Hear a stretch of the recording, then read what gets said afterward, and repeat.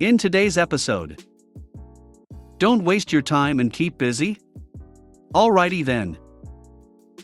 Kick out the tenant, then ask him to showcase the place. You told me I don't work for the company, so I guess I won't help you. So let's get started. Don't waste your time and keep busy? Alrighty then. Long-time lurker, first-time posting. This happened back when I was in high school in my senior year. I worked as a cashier/bagger at a local grocery store, pretty big chain in the mid-Atlantic US. I started as a bagger and then was trained as a cashier after a year. I got paid a bit over minimum wage and usually worked between 25 to 36 hours a week, mostly 7.5-hour shifts, so they didn't have to give me a lunch, just a 15-minute break, which I wasn't guaranteed. It was a pretty shit job and people were always calling off. If you've worked or do work in retail, you can probably guess why. So there was usually a lot of available shifts, so long as you didn't go over on your hours. If you were part-time and over 18, like I was, you couldn't work more than 36 hours a week. At the time of this story, I had been working there for about 3 years, and was well liked by mostly everyone. I had customers who would only check out with me if I was working, and I generally just kept busy if things were slow. I'd empty the trash cans under each register, refill bags, etc. My supervisors generally had me in the express lanes on Sundays, always our busiest day, because they knew I could do the job and would do it right. I didn't want to rise to checkout coach, front-end supervisor, because that would mean full-time and no social life. So I was happy where I was. Important note, my store was known as a training store, meaning that we usually had a new manager every 6 months or so. We had a rotation of general managers who were regular, but always at least one manager in training. Generally they'd move on after 6 months. Sometimes they came back as a department manager, think like dairy or produce, but mostly we never saw them after their stint was up. Sometimes we got some pretty good ones, most of them were not great. And then there was Mel. Mel was a manager in training when I started working at 15. She is also a lesbian. Being a lesbian in a small town or being anything but heteronormal in a predominantly red state in the early 2000s was, well, not very common. And Mel was a full-blown feminist lesbian. I don't know if she had a bad experience with men or generally just saw anything with *NIS as the source of all her troubles. Regardless, she generally didn't treat us guys very well.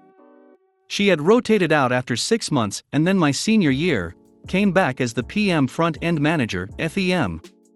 This meant that she was in charge of the checkout area from about 3:30 p.m. to 12:30 a.m. After about 5, the GMs generally went home and the department managers usually left about the same time. So after 5 p.m., the front-end manager was usually the person in charge of the entire store. They could call a local GM should they absolutely need to, but they were expected to handle everything that came their way.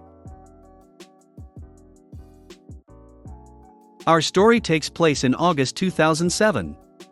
I had turned 18 back in January. This meant that I could legally work up to 36 hours and often did. I was also known as the person who would almost always come in if someone called off. Lo and behold, on a random Saturday afternoon, I took a shift working 4 to 11 p.m. as a bagger. I told the manager that I would have to clock out by 10:45, or it would put me over my hours, which the store could get in big trouble for. They said that would be fine. I took the call at 2:30 and I clocked in at 4 o'clock on the dot. Talked to the FEM to make sure I had to punch out by 10:45, and not a second later, otherwise the store could be in serious trouble. This is key for later. I said sure, no problem. I remember the FEM wrote it on the schedule that was keep at the front end. If you were on the schedule as a bagger, that was what you were. They could have you jump on a register if it got busy, but they tried to keep as few lanes open as they could. I was told by the FEM to jump on a register for a bit, after work rush, and then go out and do carts. I did this and promptly went outside to collect carts. It was a big lot, several acres, and people generally don't put carts in the corrals. As I was the only one doing carts and the day shift slacked off, it was hot as hell that day, there were a lot of carts to collect. I spent a good hour getting the carts back in the store. When I came back in, the AMFEM was gone and in their place was Mel. Mel and I usually butted heads at least once a month. Nothing terrible, but she was known for making me doing the shit parts of the job. One time she made me pull an old cooler away from the wall to clean behind it because someone had spilled milk the day before, and it had seeped underneath where the compressor was, and so smelled horrific, despite having trained custodial staff. I'd have to mop floors, stock sugar and water, dust around registers, etc. Mind you, she never made any of the girls do this, even if they were just standing around, just us guys and me in particular. I have no idea why she disliked me so, but she did. And it sucked. By this point, it was about 6:30. Most of the cashiers were cleaning their belts, and then leaving once their shift was up. When I walked in from doing carts, Mel made a beeline for me and told me that I had to stock sugar and water immediately. Biting my tongue, I went to the back to grab a cart to stock sugar and water. This sucked because it was the store brand 5-pound sugar containers that were never sealed well, and the massive 24-pack water. And while the sugar usually wasn't bad, on a hot day, the water tended to sell out quick. Which meant lots of stocking. I spent another 30 minutes refilling the sugar and water. Before heading back up, I stopped to hit the head and hydrate. Once back up front, it was dead. One cashier, the checkout coach, Mel, and me. The cashier was a girl who I knew. I had dated her best friend briefly, and talked to every now and then. To keep from getting told to do something, I refilled the bags at the end of each lane and collected the baskets. By now it was 7 o'clock. It was usually extremely dead at this point.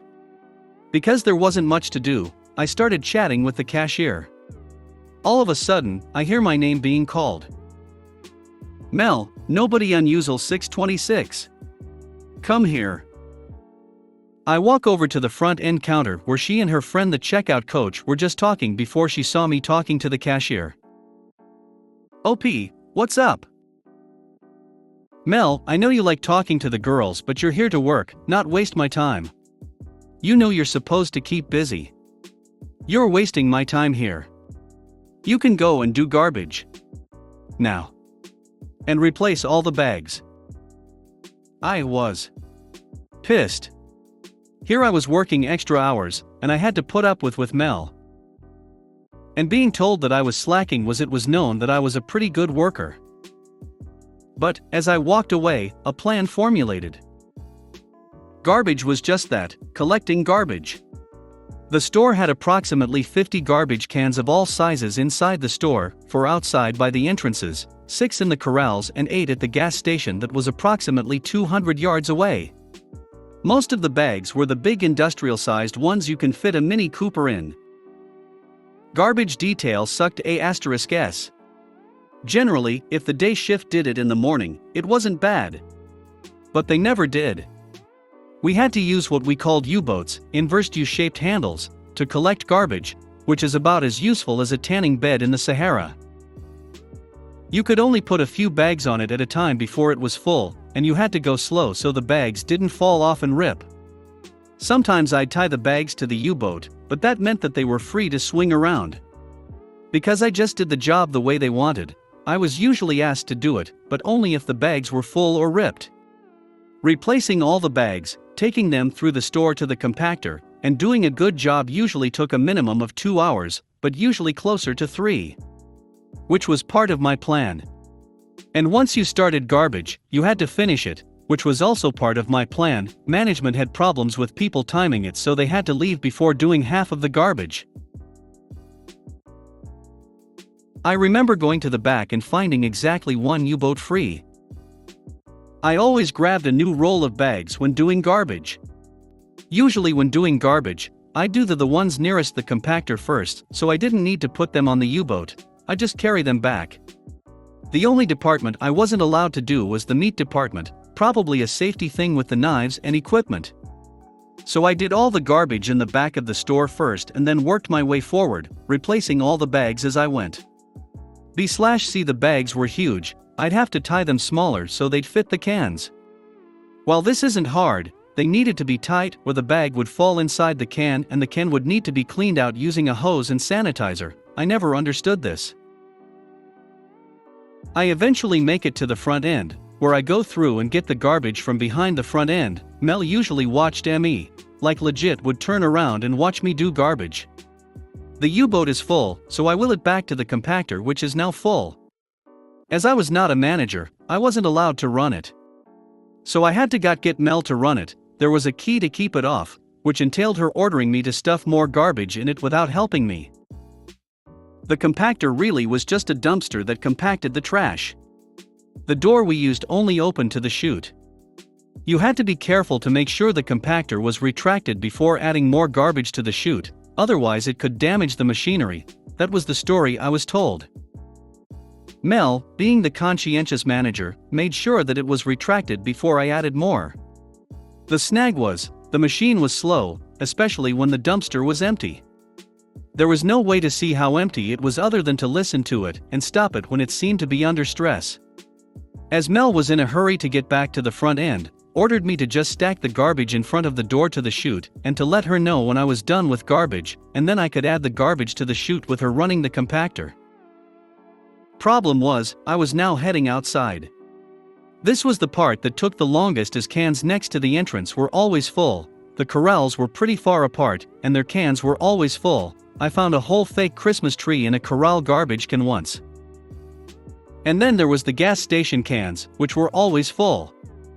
This was going to take at least an hour. It was already about 9 o'clock, if I was in a hurry, which I wasn't. Why not, you ask? Because it was Saturday night. And Saturday night meant that the local farm took their migrant workers out to do their weekly shopping and to wire money back to their families via Western Union. And this farm employed a lot of migrant workers. Think of a couple of school buses worth. And where was the local Western Union station? Behind our front end. Who was allowed to operate the terminal? Checkout coaches and managers. How long does it take to send one person's money? About 5 minutes. And I knew, because I knew the farmer, that he chose Saturday because that's usually when the Western Union terminal is free. He usually came around 9 o'clock or so. So I act all meek and mild and go outside to do garbage. I do the corrals first and take them in and pile them up outside the compactor. The corrals cans were always disgusting. People put everything in those cans. As I'm going outside for the cans nearest the entrance, I see the farmer's bus pull into the lot. I counted as 32 workers get off the bus and walk into the store. I looked at my watch. This is before cell phones, kiddos, and it is 9:15. Perfect. I take my sweet time doing the garbage by the entrance, and even got the one in front of Blockbuster, just to use up more time, dragging my feet all the while. By now it's 9:40. I take a load in. Mel is hard at work at the Western Union computer, wiring money. I'll say this for her, she worked hard. But it was bittersweet because these workers haven't been around women much and, even though they're speaking Spanish, they're talking to her and hitting on her. Mel, who is Hispanic but doesn't look it, understands every word. I'm sure it pained her little black heart to smile as each horny worker tried hitting on her or talking to her. I take the garbage back, piling up the bags in front of the chute. The pile is now waist high. And it reeks. It's August, remember. Back to the gas station. I take my sweet time and get all of the gas station bags and the bag in the hut in 2 trips. This take another 45 minutes, mainly due to the slow-ass walk back. Each time I make sure to just breeze back to the compactor, piling the bags and heading back outside. I made sure one bag ripped, so I had to stop and put that bag in another bag. Don't want to leave a mess now, do we? And then take it back inside. I drop off the U-boat and clean it off. We had to hose it down, otherwise the smell would be worse. We usually cleaned it off with a hose and a disinfectant. so I made sure that U-boat was really clean. I spent 10 minutes hosing it down and getting it nice and petty. It is now 10:40, 5 minutes before I have to punch out. I walk very slowly up to the front end. Mel has gotten through about half of the migrant workers. The migrant workers are just shooting the bull and having a good time not working and flirting with the cashier. Most of them went back to the bus to wait. I know some of them were not legal. OP, Mel, the garbage is all done. Mel, what? Good. Did you throw it down the chute? OP, nope. You told me to come find you so you could compact it. Mel, just go back there and throw it in the chute. I'm busy. OP, sorry Mel, no can do. Mel, what do you mean? Nobody unusual 626, go throw the damn garbage in the chute. OP, I can't. I need to leave. I swear she turned tomato red. Mel, you can't leave. Go throw the garbage away and do it now. I'm writing you up for insubordination. OP, does that mean I get overtime pay? Mel, what? No. Why would you get overtime? OP, because I need to punch out in about a minute, or I'll be over my hours, and you'll have to explain to the GM why I have to get overtime pay. Mel, you're what? I explained quickly that I was already at my max hours for the week. The AMFEM had cleared this with the GM that I punch out at 10:45 p.m. and had written it down on the schedule. All the while, the checkout coach is trying to ring up some of the migrant workers and the cashier is signaling that she needs a manager's help. Mel looked like she was going to have a conniption, but she can't because my butt is covered.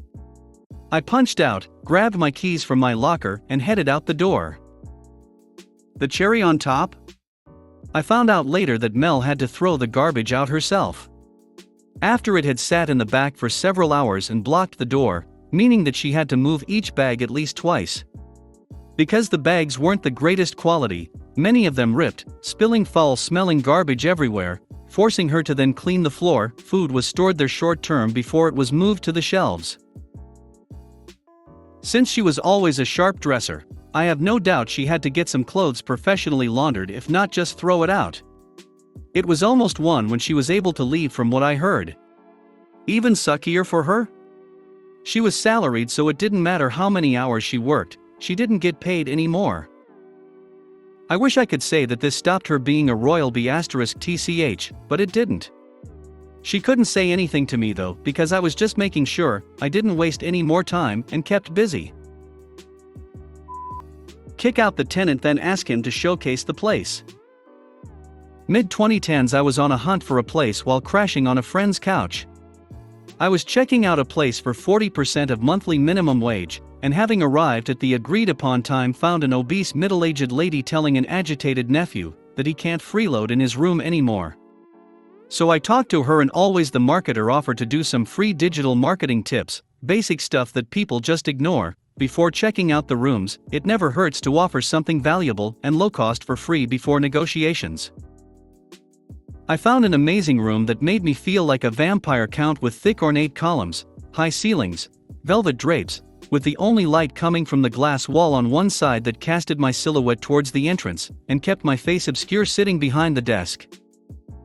But I should scope out the place, right? So the landlord tells me she was bad knees and asks the nephew she just kicked out to show me around and upstairs, specifically to the room that just freed up, his. What? That's not wise. Not surprisingly, he showed me the place flippantly, occasionally bad-mouthing it, and let me know that there's rats. Okay, nope. I said my thanks, left the lying landlord. That should have been the end of it.